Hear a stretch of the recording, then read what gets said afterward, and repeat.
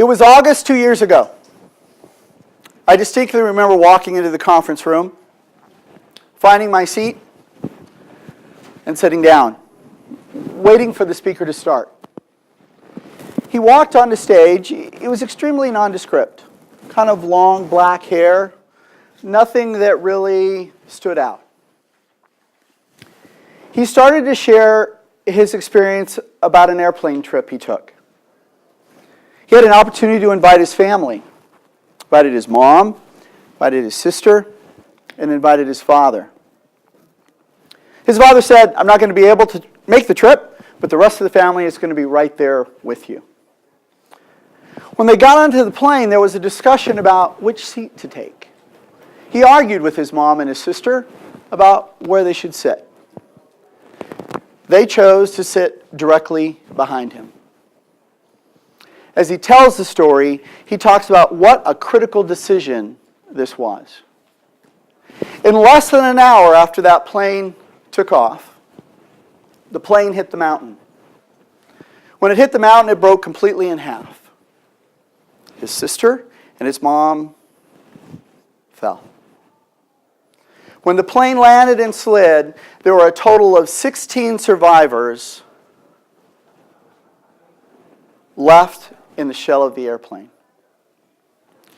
You know this story as the great crash in the Andes. You know this story because 2 years ago we got to hear Nando Parada tell his story at the national conference. You also know that today he's an extremely successful businessman who went through a horrible experience. But out of that experience came the man's purpose and his core story. And today his whole life is focused at helping other individuals who have been through psychological trauma. The man makes a difference. He tells his core story. And there are people like you and I who stand in awe of a man who's accomplished so much. Out of all my experience of helping people work through their stories, of helping people craft their pieces of information, I have come to truly believe that your core story, or your core story, truly is your unique competitive advantage. Now, in the short amount of time we've got today, I want you to become aware of that core story, the power that it has, and I want you to become aware of the power of the purpose that you can bring to the table. I think there are 3 distinct things that you're going to find. Number 1, a laser focus to what you want to accomplish. Number 2, the ability to influence people like you never ever dreamed before. And the ability to make an impact and a difference. I remember as I thought through my core story, what a struggle it was. Because I felt like I was just aimlessly walking around, not accomplishing what I wanted to. I finally was met with an individual who was helping me craft my story, and he said, "You will never be able to get up and speak about this until you can get to the root of your issues." I realized that I lived my life in fear. Henry Thoreau said that the mass of all men live quiet lives of desperation. That was so my life. And if you look up the word desperation, it says, there is no attempt at hope. I lived in that kind of fear. When I finally faced my fear and I understood my purpose of being true to myself for the very first time in my life, as Glenna said, began to flow effortlessly. Guys, I know I'm just like you. I've done the right thing several times. And I've done some good things. But very rarely did I ever do the true thing. Now I live out my purpose, and I live out the fact that we have to be true to ourselves. Since then, my dreams have started to come true. I never dreamt that I'd have a little teeny business. I never dreamt that I would be standing here in Holland. I never dreamt that I'd have the impact of being in South Africa 2 years ago. I never dreamt that I'd have a lifelong dream of having a farm. I thought of maybe 10 acres. I never dreamt of 100 or 200. And now I have a lifelong dream of raising Clydesdale horses Something I've wanted to do since I was 16 years old. As Glenna said, life starts to flow effortlessly. In the short amount of time that we're together, I'd like to share 3 key points with you. Number 1, the reasons why I believe you should follow and share your core story. Number 2, kind of an overview of how you can start to achieve that. And number 3, some of the impact that you will receive. What I call the ROI of your core story. I think there are 3 very distinct reasons. The very first reason you should share your core story is a very simple principle. You know this. People buy from people. People buy from the people that they like. You know this. You experience this every single day. So the question for you and I is, how do we increase that likability factor? How do we become the type of person that people want to spend time with? People want to listen to? When we're out there talking about things, I think there are 3 things we have to face. There's the so what. I know you've got that question before. So what? What does that mean to my team, to my people, or to myself? That's the hardest question to answer. So what?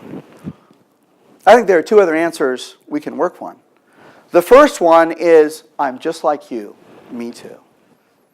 When you're out there talking about your ideas, when you're out there sharing with your customers, when you're out there touching your clients, if you can achieve a place of them saying, me too, I'm just like you, it becomes so much easier. But I want you to take it a step farther. As you share your heart, as you share your life with people, I want them to come up and say, I need you. I need what you have to say, because it's going to make a difference in my own life. People buy from people. Number 1 reason, share your core story. Number 2, trust. People spend time with the people that they trust. There's a book called God is a Salesperson. Any of you by chance seen that book? Author makes 2 strong points. Point number 1, people buy trust before they buy a solution, tool, or product. And people buy trust before they buy the provider. I know that probably you've went out to buy a car, or maybe a piece of furniture, or a home, something that had some high value to it, and you didn't like the person you were doing business with. Have you ever had that experience? How many of you have left the car lot and just went to another dealership and bought the car because you didn't like the person you were dealing with? That's that idea of that trust. When you trust someone, you build a relationship with them. You probably have folks that you go get your dry cleaning done with, or you have a grocery store you always go to, or a restaurant that you frequent. Because of that trust. As a result of that trust, you have a solid relationship. When we have a solid relationship with people, you have the ability to engage them. Guys, I think that becomes our 3 major goals. How do I build trust with my clients? How do I build a relationship with them? And how do I keep them engaged? The rest of it falls into place if we're doing those things. Now, guys, there are 2 great benefits to sharing your core story.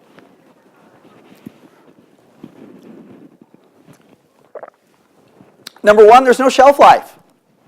It's a little different than your signature story. Your core story is a continuous process. You're continually growing. You're continually learning new things. When you share that, people want to come along with you.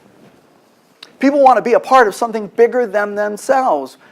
We know that. Become that person that becomes the leader. The person that becomes the type of person that leads the way for others. There's an old saying, comfort those with the comfort you've been comforted with. That's living out your purpose and your core story. 3 key reasons why you should be sharing your personal core story. Let's go to key point number 2, kind of an overview of that. I have found that when you share your core story and you begin to look at your experience, what you're going to find is your purpose. People will say, Bart, how do I find my purpose? And I'll get them to share their experiences with me. And I'll come back and I'll say, what's the number 1 thing you've learned out of all of that? And they'll pinpoint something. And as a result of that being pinpointed, they find their purpose and they follow a path that they never dreamed of before. I think there are 4 types of people when you think about purpose. Group number 1, those people who don't care. They're going to go from 0 to 60, and they're not going to care why they're here. They're not even thinking about what kind of a difference they can make. The second group are those folks who search out their purpose, but they never find it. It eludes them in their life. The third group of folks are those who find their purpose, and they live in fear. I think those are the worst folks. And guys, I know that well because that was me. I know the pain of knowing what you should be doing and living in the fear of not doing it. And the last group are those folks who find their purpose and they live out their purpose. And for them, everything flows like it's never flowed before. There's a saying that says, set aside all the obstacles that so easily entangle us and run the race that's set before you. Set aside the things that entangle you and run the race that is set before you. Every single one of us has a race set before us. Every single one of us needs to run that race. I would toss to you, if we don't live out our purpose, there will be people who die. There are people who are waiting to learn from you. If you're willing to reach deep enough and share that core story, be vulnerable enough for them to learn from your mistakes. You want to be authentic. You want to be able to touch your audiences. Start sharing your core story. Share what you've learned from your core story. I think a great example of that is the horse Secretariat. Any of you know that story of Secretariat by chance? Or maybe you've seen the movie. I think there were two heroes in that story.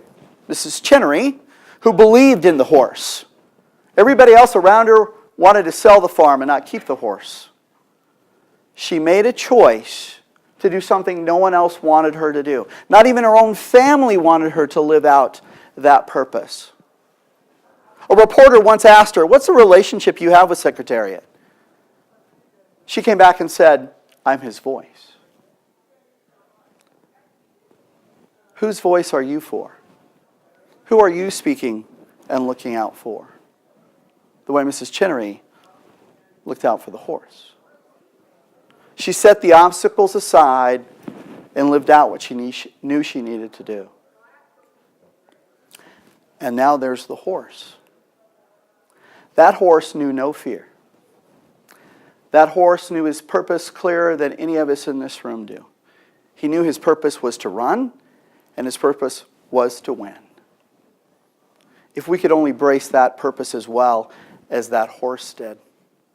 As you know, he won the Triple Crown, and no horse in 25 years had won that.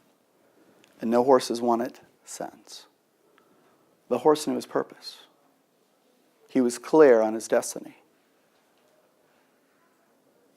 Now, the impact of sharing your core story, being vulnerable enough to go there and to live out your purpose, is an impact of threefold. One, a lifetime of education. Folks, we all know that we have two choices when we communicate. Number one, we can try to impress people. And when somebody tries to impress you, it's all about what they know. And we know that nobody cares about what we know. What they care about is how much we care. The second choice we have is to empower people. And this is what all of us, all our lives are dedicated to. And when we empower people, it's more about how much we care and what we've learned. From today forward, and from when you were born to this day, you've learned many things. That's that educational process that you can continue to share with folks around your core story. There's no shelf life. It's going to continue. You also have a lifetime of service at your fingertips. A lifetime of service. When I began this whole journey, I never dreamt that I would have an opportunity, that Glenn and I would have an opportunity to go to Kenya. I'm teaching class, and one of my class said, I have an orphanage in Kenya. And both Glenn and I said, if you find any value in anything that we share, we will come to Kenya and work with your juniors and seniors in high school. She took us up on that offer. We spent 2 weeks there. The first week we were there, we spent with the Women's Political Caucus Group, a group of women fighting for gender equality, AIDS relief, and malaria relief in Kenyan Congress. We helped them share their core story. And then we spent a week with 60 juniors and seniors in high school in a very small orphanage. These children got one meal a day. These children had one set of clothes. Some of these children didn't even have shoes. I got to tell you, folks, they're some of the most wonderful people I've ever met in my whole life. These 60 young people got up and each gave a speech. English isn't even their native language. 5 minutes out of each student. Not one not one out of these young people. And all they wanted to do was give back. That's all they said in their talks. 48,000 young people apply for university in Kenya. 16,000 get accepted every single year. 32,000 go back to poverty. For you and I, we may think that these are nice things. For them, this is a matter of life and death. These are the things that will set them free from poverty. It was an amazing experience. On our way back, Glenn and I are sitting in the airplane and saying, now what do we do? And we have a dream now of 5 continents in 5 years, reaching as many young people as we possibly can. Never did I dream that I could have a lifetime of service. And the third greatest impact you're going to find is a lifetime of leadership. A lifetime of leadership. And with that leadership, I think we need to focus on 3 key things. Number 1, we've got to motivate people. We've got to be that sense of inspiration that causes people to set the obstacles aside and their fear aside. Because it's going to hold them back. It's going to hold us back. We've got to share the mastery of the skills that will help them accomplish that. Let's motivate them and then help them master that skill set that allow them to be successful. And then most importantly, let's teach others to mentor others. Let's create a mentorship program that lasts way past our lifetimes. That centuries from now, they're still talking about how we lived out our purpose and how we share our story and how we made an impact and a difference in the world. Now, our time is short, guys. I just gave you a couple reasons why I want you to consider your core story. I gave you an idea about how to focus in on that purpose. And I gave you some promises on the impact you're going to have if you'll take that on. Just out of my experience, out of working with hundreds of folks, your core story is your unique competitive advantage. Now, what I'd ask you to do today, as you leave here, as you leave the conference, sit down. Work through your core story. Begin to share your core story and live out that purpose that that core story identifies. Your impact will be huge. The razor focus on your business is going to escalate. And you're going to find influence like you've never experienced before.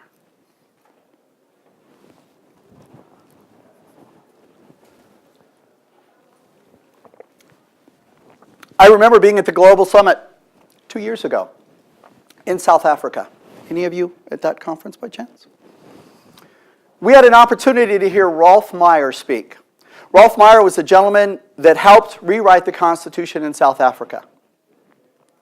He's telling the story of speaking with a farmer, a black farmer, and the black farmer is telling him a story about coming back from the fields after a day of working. White farmer's driving the truck, and they're headed back. It begins to rain. The farmer pulls over, looks at the black gentleman and says, I need you to get in the back of the truck. And as you do that, please bring the dog to the front of the truck. Rolf Meyer, in that brief moment, as he heard that story, realized not only emotionally, but intellectually, things needed to change. As he tells his story, he says, this was my point of transition. And he said what's absolutely beautiful now is the process of transformation that the country's going through. We also had an opportunity to go to the Cape of Good Hope. Now, guys, I always thought the Cape of Good Hope was right at the very tip of South Africa, where the Indian Ocean and the Atlantic Ocean come together. I was wrong. The Cape of Good Hope is up on the western side. The Cape of Good Hope got its name because as the ships would sail from Europe and come around to the Orient, when they got to the Cape of Good Hope, they realized that they were going more east than they were going south. It became the Cape of Good Hope. So I would ask all of us, who are we the Cape of Good Hope for? Are we helping others find their point of transition so that they can experience their process of transformation? Now today, I have an opportunity to be in Holland, this great country. And as I was flying in, I traditionally thought of the Dutch boy putting his finger in the dike. I went online and did a little study on that story. Most of us probably think it's a Dutch story, or at least I did as an American. But when you really do the research, you'll find out it's an American story, not a Dutch story. The woman who wrote this story was a Mary Elizabeth Dodge. She actually wrote the story about Hans and the Silver Skates. But one of the key chapters in that book was titled Friends in Need. And she tells the story of the Dutch boy who was sent out by his mother to take cakes to a blind man. On his return home, he begins to hear the trickle of water.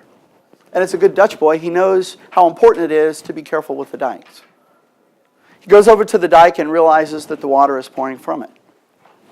He sticks his finger in the dike. All night he lives in fear. Fear of being in trouble with his mother, and fear of what will happen if he takes his finger out of the dike. Now, if you do a little study in the story, what Mary Elizabeth Dodge believes is that this spirit that this little boy had was reflective of the people in this fine country. That there were millions of people who would be willing to take their finger and stick it in the dike to save others or help people solve their problems.